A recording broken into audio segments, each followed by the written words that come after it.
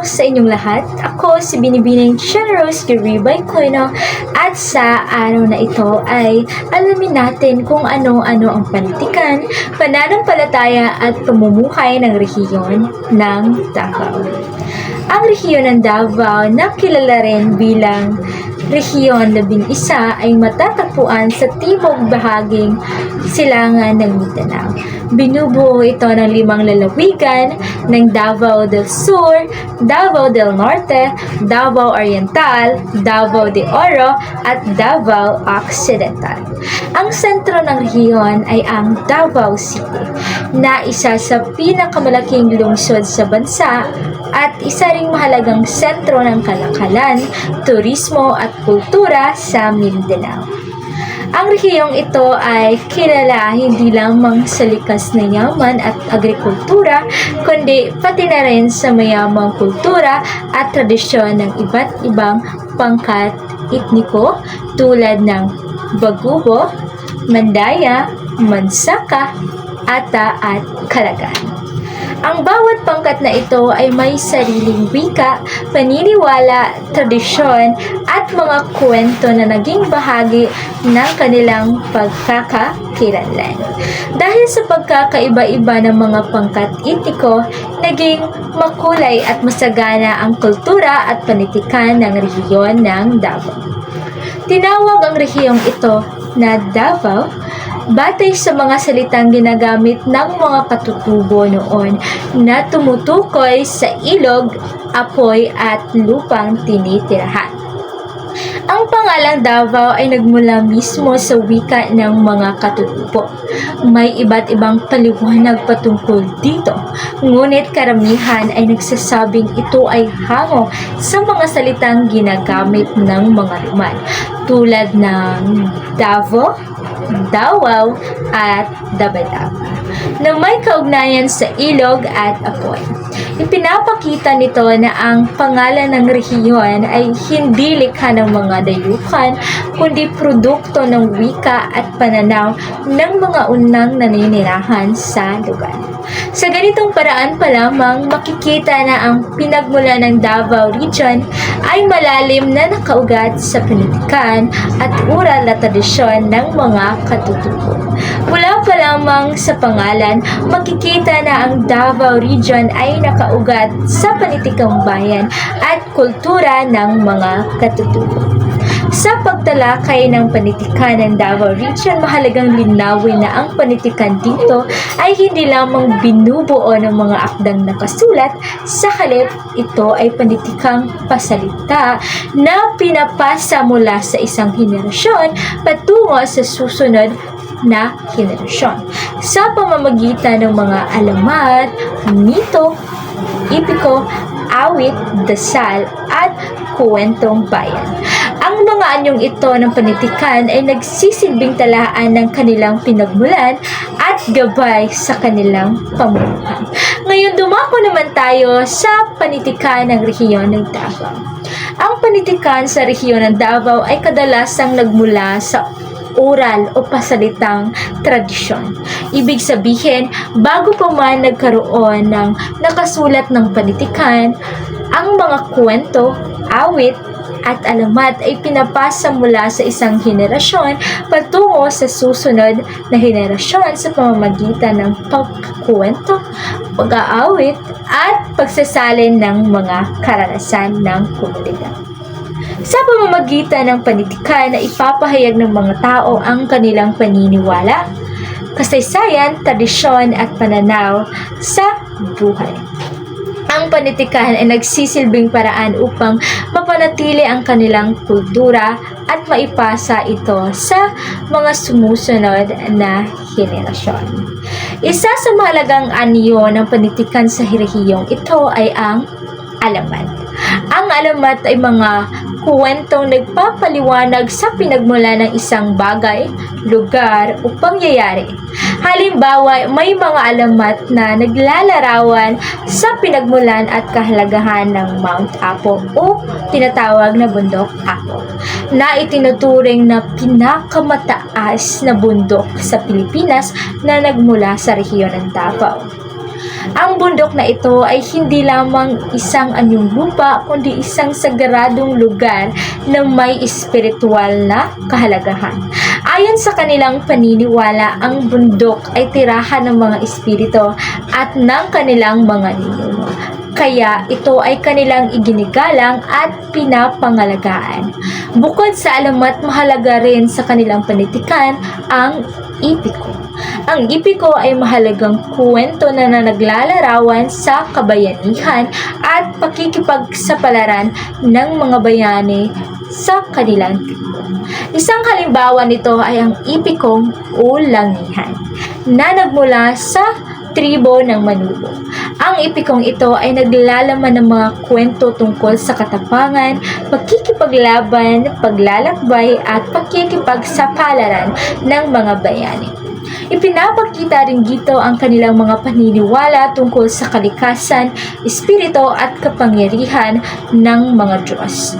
Bukod sa ipiko at alamat, mayroon ding mga awiting bayan na bahagi ng panitikan ng katutubo ng Davao. Ang mga awiting bayan ay karaniwang inaawit sa panahon ng mga ritual, pagdiriwang o pagtitipon-tipon ng komunidad. Ang mga awiting ito ay maaaring tungkol sa pag-ibig, kalikasan, kabayanihan, o pang-araw-araw na buhay ng mga tao sa rehiyon na ito. Sa pamamagitan ng awit na ipapahayag ng mga tao ang kanilang damdamin at karanasan. Mayroon ding kwentong bayan o mga kwentong may aral. Ang mga kwentong ito ay karaniwang ikinukwento ng mga nakakatanda sa mga kabataan upang turuan sila ng mahahalagang pagpapahalaga tulad ng paggalang sa mga nakakatanda, pagmamahal sa pamilya at pag-aalaga sa kalikasan. Sa ganitong paraan, ang panitikan ay nagiging instrumento ng edukasyon sa loob ng komunidad. Bukod dito, mahalagang bahagi rin ng panitikan ang mga bugtong at salawikain. Ano ba ang bugtong at salawikain? Ang bugtong ito ay isang palaisipan na ginagamit upang subukin ang talino at pag-iisip ng mga kabataan. Samantalang ang salawikain naman ay mga kasabihan na naglalaman ng mga aral tungkol sa buhay at tamang pag-uugali. Halimbawa, may mga salawikain na nagturo ng kahalagahan ng pagkakaisa at pagtutulungan sa komunidad. Sa kabuuan, ang panitikan ng rehiyon ng Davao ay nagsisilbing salamin ng kanilang kultura, tradisyon at pananaw sa buhay. Ipinapakita nito kung paano pinapahalagahan ng mga tao ang kanilang kalikasan, pamilya at komunidad. Ngayon, dumako naman tayo at alamin natin kung ano ang pananampalataya ng mga tao sa rehiyon ng Davao. Ang pananampalataya ng mga tao sa rehiyon ng Davao ay bunga ng pagsasama ng tradisyonal na paniniwala ng mga katutubo at mga relihiyong dinala ng mga dayuhan. Bago pa dumating ang mga mananakop, ang mga katutubo sa rehiyon ay mayroon ng sariling paniniwala tungkol sa mundo at kalikasan.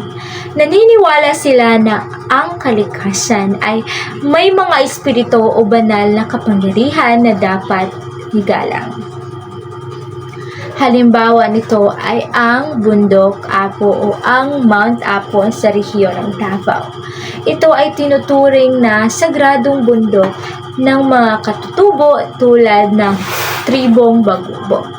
Ang tribong Bagubo naniniwala sila na dito naninirahan ang mga espiritu na nagbibigay ng proteksyon at biyaya sa kanilang komunidad.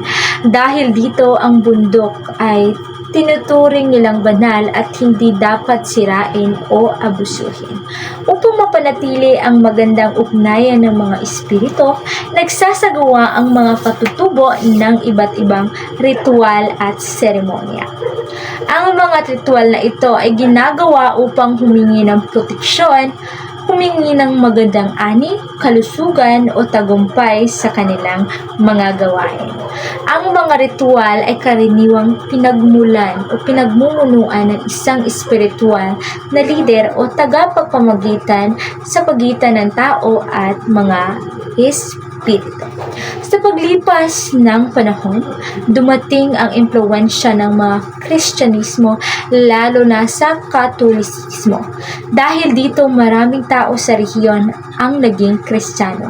Gayunpaman kahit na may impluwensya ng mga relihiyong ito, nananatili pa rin sa ilang komunidad ang kanilang mga sinaunang paniniwala at ritual bilang bahagi ng kanilang identidad at kultura. Ngayon, dumako naman tayo sa pamumuhay ng mga tao sa rehiyon ng Davao. Ang pamumuhay sa rehiyon ng Davao ay malapit na konektado sa kalikasan. Maraming tao ang umaasa sa agrikultura bilang pangunahing pinagkukunan ng kabuhayan. Ang rehiyon ay kilala sa produksyon ng mga prutas tulad ng durian, mangosteen, at saging. Sa katunayan pa nga, ang Davao ay tinatawag na isa sa mga pangunahing tagapagpaluwas o tagapagluwas ng saging sa Pilipinas. Bukod dito, mahalaga rin ang produksyon ng kakao at iba pang pananim sa rehiyon ng Davao. Dahil sa matabang lupa at magandang klima, naging sentro ng agrikultura ang rehiyon. Ang pagsasaka ay hindi lamang kabuhayan, kundi bahagi rin ng kanilang kultura at tradisyon. Maraming pamilya ang nagtutulungan sa pagtatanim at pag-aani ng mga pananim, kaya nagiging mahalaga ang pagkakaisa at pagtutulungan sa komunidad. Bukod sa pagsasaka, mahalaga rin ang pangingisda sa komunidad ng rehiyon ng Davao. Dito, kung malapit kayo sa dagat, ang mga yamang dagat ay nagsisilbing mahalagang pinagkukunan ng pagkain at kita ng mga taong naninirahan dito. Sa kabila ng modernisasyon, pinapanatili pa rin ng mga katutubo ang kanilang tradisyonal na paraan ng pamumuhay. Patuloy nilang ginagamit ang kanilang tradisyonal na kasuotan, sayaw, musika at mga ritual bilang bahagi ng kanilang kultura. Sa kabuuan, ang panitikan, pananampalataya at pamumuhay ng mga taong narito o naninirahan sa rehiyon ng Davao ay nagpapakita ng malalim na ugnayan ng mga tao sa kalikasan, komunidad at kanilang mga tradisyon. Ang mga elementong ito ay mahalagang bahagi ng kanilang pagkakakilanlan at patuloy na pinapahalagahan hanggang sa kasalukuyan. Muli, ako si Binibining Generous Gariba Icoino at masaya akong ibahagi ang kwento o pinagmula ng panitikan, pamumuhay at kultura ng mga naninirahan sa rehiyon ng Davao. Magandang araw sa inyong lahat. Muli ako si Binibining Generous Gariba Icoino at sa araw na ito ay aking iulat at tatalakayin natin kung paano malalim na nauugnay sa kultura at pamumuhay ng rehiyon ng Davao ang dalawang mahalagang sayaw, ang sayaw na makikita sa rehiyon ng Davao. Ito ay Kadayawan Festival at ang tradisyonal na sayaw ng Bagubo Tagabawa na aking isinayaw noong nakaraang linggo. Ang mga sayaw na ito ay hindi lamang simpleng pagtatanghal, ito ay salamin ng kasaysayan, tradisyon at paniniwala at pang-araw-araw na pamumuhay ng mga tao sa rehiyon ng Davao. Unahin natin ang sayaw sa Kadayawan Festival. Ang Kadayawan Festival ay isang malaking pagdiriwang na ginaganap tuwing Agosto o tuwing buwan ng Agosto. Ito ay ginaganap sa Davao City. Ang pagdiriwang na ito ay ginagawa bilang pasasalamat sa masasaganing ani, likas na yaman at biyaya ng kalikasan.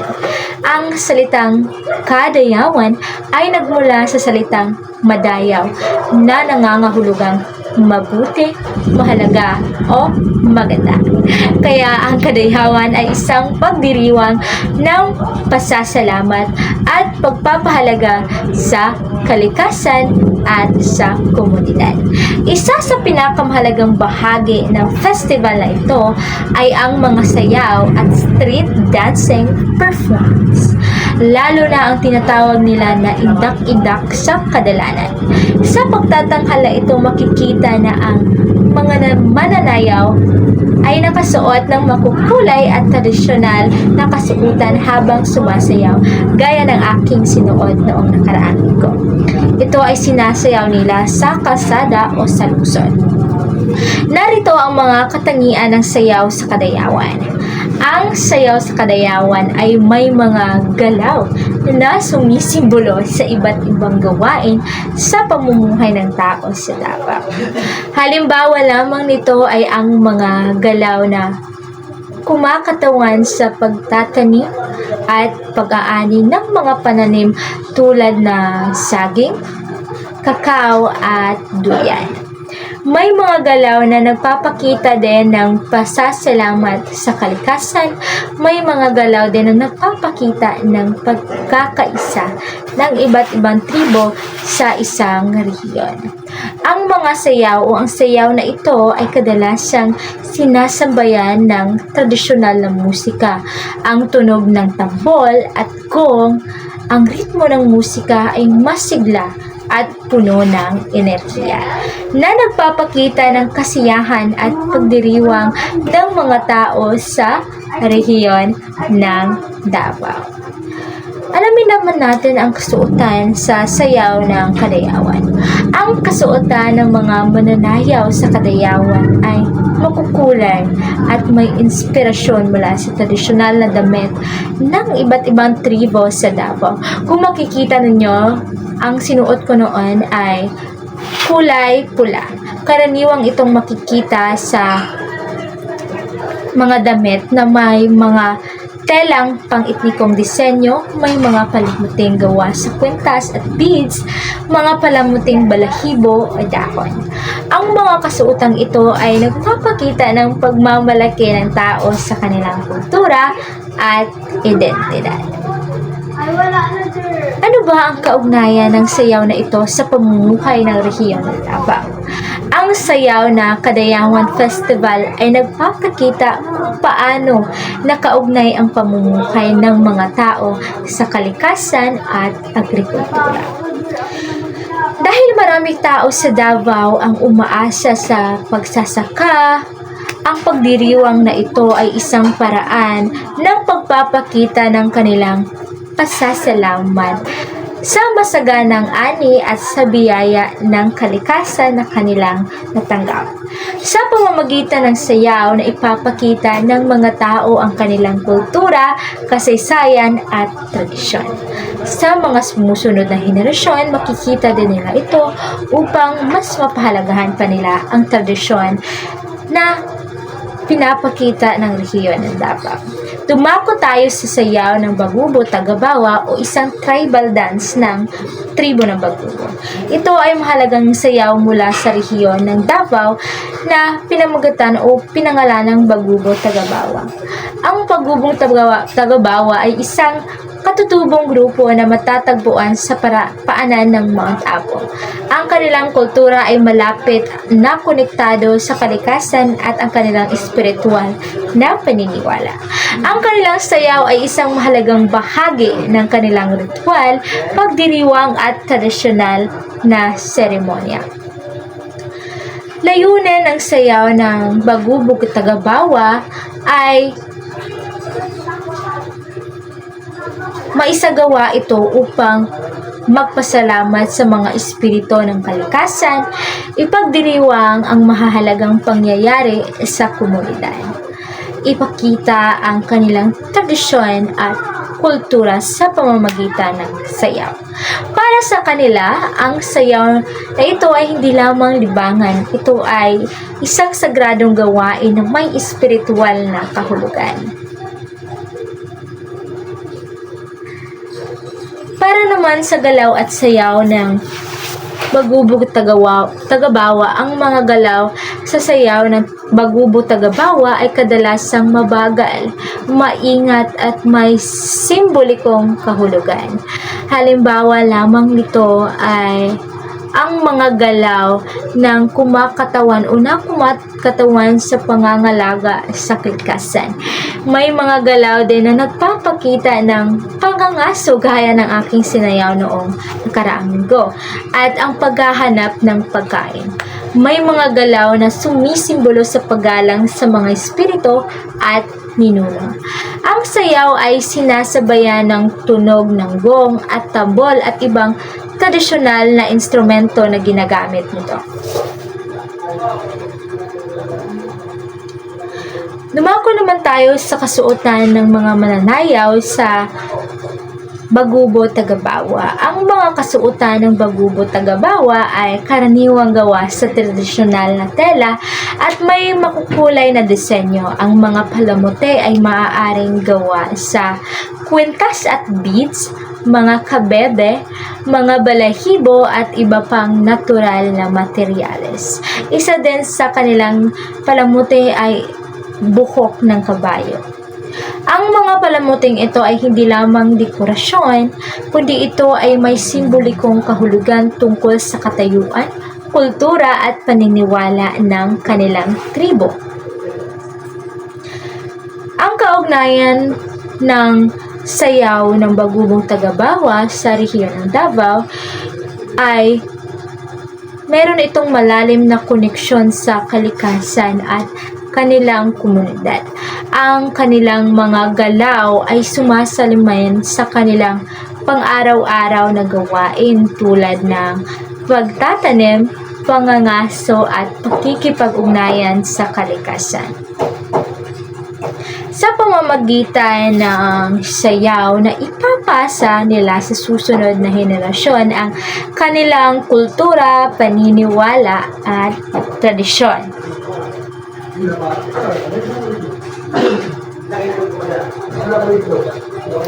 Sa kaugnayan ng dalawang sayaw, alamin natin kung ano ba ang kaugnayan ng dalawang sayaw na ito.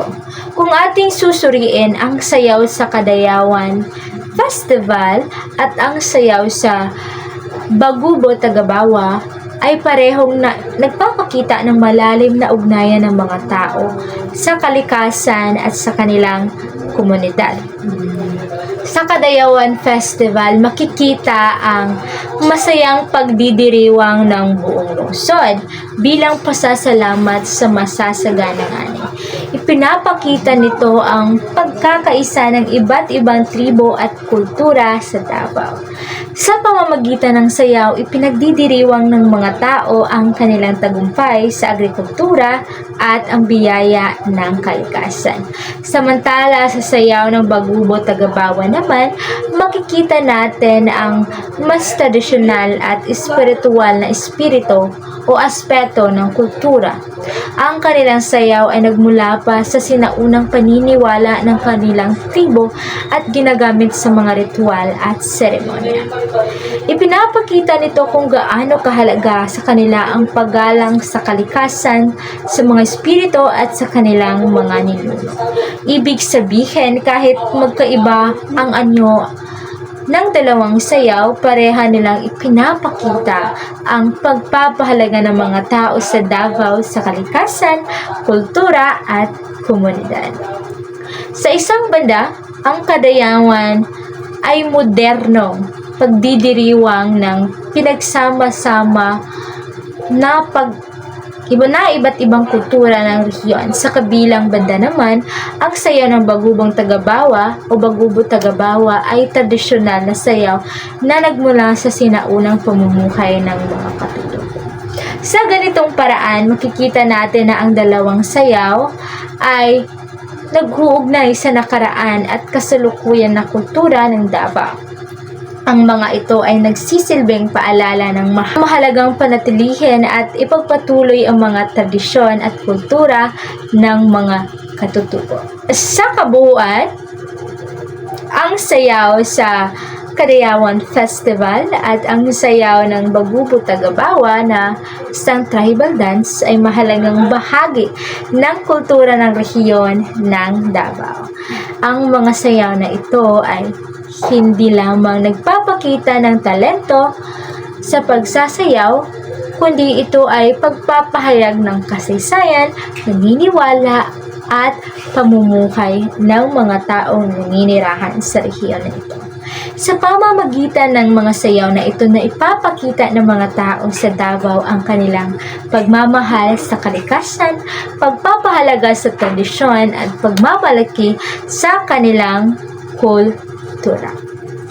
Muli, ako si Binibining Generous Garibay Coino at masaya akong ibahagi sa inyo kung ano ba ang kaugnayan sa dalawang sayaw na aking isinayaw noong nakaraang linggo, ang Kadayawan Festival at ang Bagubo Tagabawa na nagmula sa tribo ng Bagubo. Maraming salamat.